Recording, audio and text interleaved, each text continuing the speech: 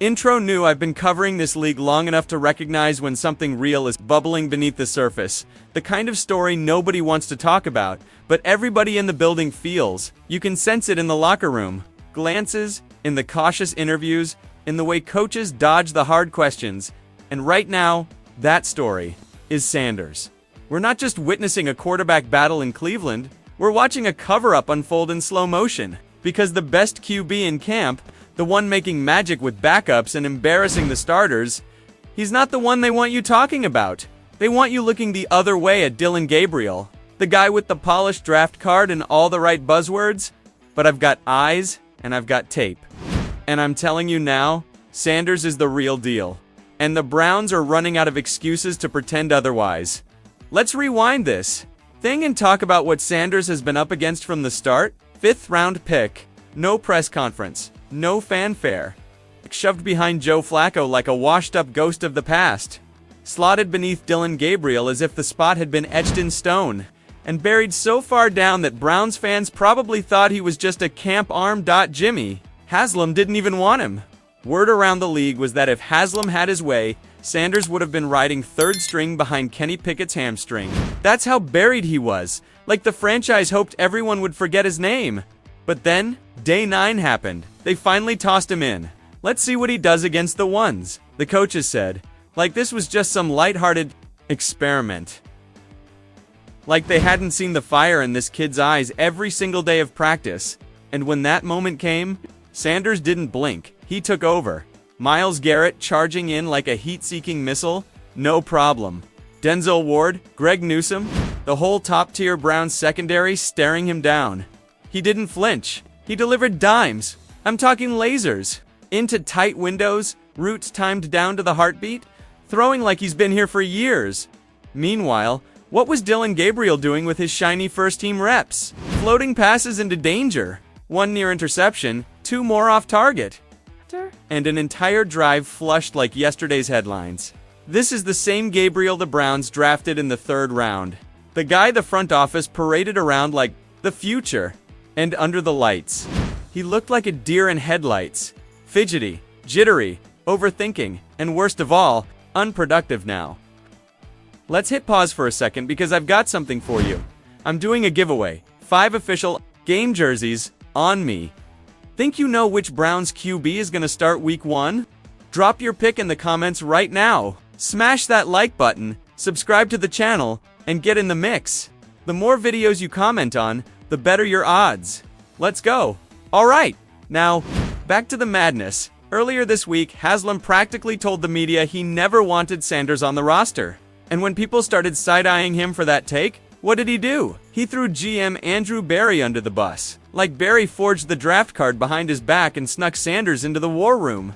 But let me tell you something, Jimmy. That take, it's rotting faster than milk in July, because Sanders just made you look foolish in front of the entire NFL. He's outplaying Gabriel in every single area that matters. He's more composed, more accurate, more decisive, and he's doing it all with less. No starting line, no big-name targets. Just grit, heart, and a shoulder-sized chip carved straight from disrespect. And how does the team respond? They keep him buried. Still low on the depth chart, like fans aren't paying attention. Like the film doesn't speak louder than the politics. Like we're just supposed to accept the fantasy that this is still a competition. Newsflash, this ain't a competition, it's a narrative war. Let me take you through day 9, play by play. First series against the ones, Sanders goes 2-4-3-1 incompletion on a tight crossing route that nearly stuck. Then, he rolls right eyes, always scanning, calm under pressure, and rips a rope to Gage Larvadain for a big gain. Next play, tight coverage, no problem. Bullet to Cade McDonald, hands chain moves. That's not a rookie surviving. A quarterback commanding. And what was Gabriel doing while Sanders was stacking completions? He had the VIP package. First team line, polished route runners, scripted series. And what did he do with it? 3 plays. 3 ghosts. 1 ball tossed. Away like a bad habit. 1 near pick that left the sidelines gasping. And 1 missile that overshot everyone by a county mile. If Sanders had laid an egg like that, the headlines would have already labeled him a bust. They'd be asking if he should switch to slot receiver, But because it's Gabriel, we hear the same tired refrains. He needs time. He's adjusting. No, what he needs is a headset and a clipboard. Even Gabriel's one touchdown on the day wasn't even his. It was a screen pass that Larvadain turned into a miracle. That was all. WR brilliance, not QB execution, and still. The franchise line is, Dillon Gabriel is competing for QB1. Competing with who? Exactly. Casper. Because let's be honest, the only opponent Sanders has right now is the front office's pride. The coaching staff didn't draft him. The scouts didn't pitch him. And now admitting he's outperforming their golden boy means eating crow in front of the entire organization. That's what this is really about. Not talent. Not upside. Just ego. So they treat Sanders like a charity case. They call his reps a dog bone, like he's a stray who got lucky and wandered into the facility. But what did Sanders do with that bone? He didn't chew it. He weaponized it. He fired into tight coverage like he was playing chess while the defense was playing checkers. He connected with second stringers the way elite guys connect with pro bowlers. He turned scraps into steak. And the silence from the top. Deafening. But let me tell you what's not silent. The film. The locker room whispers. The tension growing by the day, because football doesn't care about egos. It doesn't care about how many interviews you gave, or where you were picked, or what Jimmy Haslam whispers behind glass doors. The tape don't lie. The truth don't lie. And if the Browns keep pretending not to see it, Sanders won't need their permission to become undeniable.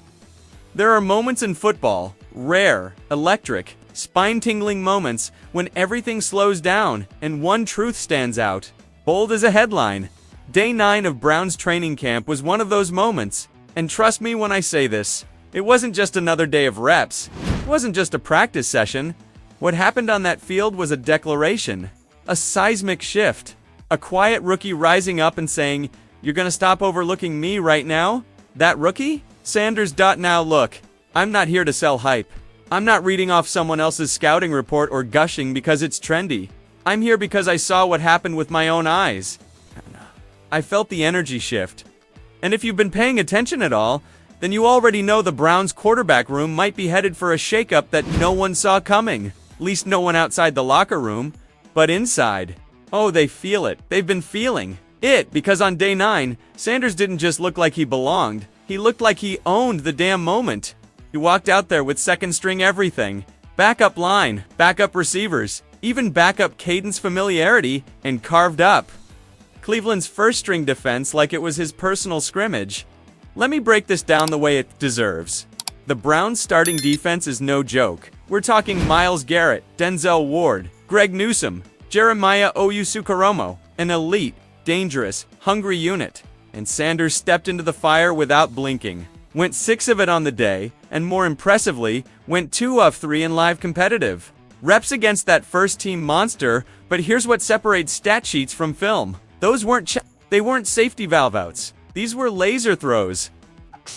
Needles threaded into tight windows with anticipation, touch, and courage. And one of those incompletions, that was a timing route disrupted by a safety who delivered a perfect hit at the exact right moment. That's not on Sanders. That's just elite defense. But he got up, stayed locked in, and went right back to work. The rest? Pure filth. I'm talking next-level throws to guys most people in the stands hadn't even heard of. Rookies who weren't supposed to beat NFL-caliber corners, but they did. And Sanders. He saw it, processed it, fired, and hit them in stride. I watched those sideline reactions. They weren't the usual shoulder shrugs you give a backup QB for completing a 5-yard curl. These were reactions of, wait a minute, did we just see what we think we saw? Yeah, you did. Now, let's talk about Dillon Gabriel, because the comparison is where this gets real uncomfortable for some folks in Berea. Gabriel went 6 of 11, 1 touchdown on the day. But you look closer. That touchdown came off a glorified screen. A little dump-off to Gage Larvadain, who turned into a human highlight reel and did all the work. Gabriel's pass traveled, 3 yards in the air? Gage did the rest. Made defenders miss, broke ankles, and dragged that thing across the finish line like he was auditioning for SportsCenter. That wasn't quarterbacking. That was a bailout. Meanwhile, Gabriel's deeper throws, wobbly, off target late, A few nearly picked. This wasn't against Cleveland's top guys either. It was the second team. You give a QB the first team offensive line, the best route runners, the most protection, the cleanest reads. And this is what you get. Let's not sugarcoat it. The Browns are wasting reps right now. They're investing in the wrong direction, and the tape doesn't lie. But here's what really stings. This isn't an isolated camp day. This is a pattern. Gabriel is trending sideways. Meanwhile, Sanders is climbing fast and doing it the hard way. No security blanket receivers. No Premier Olean to buy him time. No coaching staff stacking the deck for him. He's doing this under fire. In chaos. With expectations set low enough to crawl under, and he's shattering those expectations, one rep at a time. That's not luck. That's not system. That's command. That's poise. That's what future NFL starters look like when the lights come on. Let me put it like this. If you gave Sanders the exact same offensive unit that Gabriel gets every day, we're not having a debate right now. This wouldn't be a who's QB3 conversation. This would be about when the kid gets the reins, and that when is coming fast. You want to know how I know? Watch the body language. Watch how the team reacts. There's a chemistry building around Sanders that you can't fake. Veterans don't flock to flukes. They don't lean into false hope. They feel momentum when it's real, and they ride with it. Day 9, you could see the shift happen in real time. He took the field, started carving, and the sideline leaned in. Coaches watched a little closer. Players stood a little taller. That's not about stats. That's about belief. And if you've ever played this game, or been around those who have, you know, belief matters. It spreads. It grows. And right now, it's rallying around Sanders. Let's talk optics. Jimmy Haslam, the man with the keys to the kingdom, sat in front of the media recently and did the OL shoulder shrug.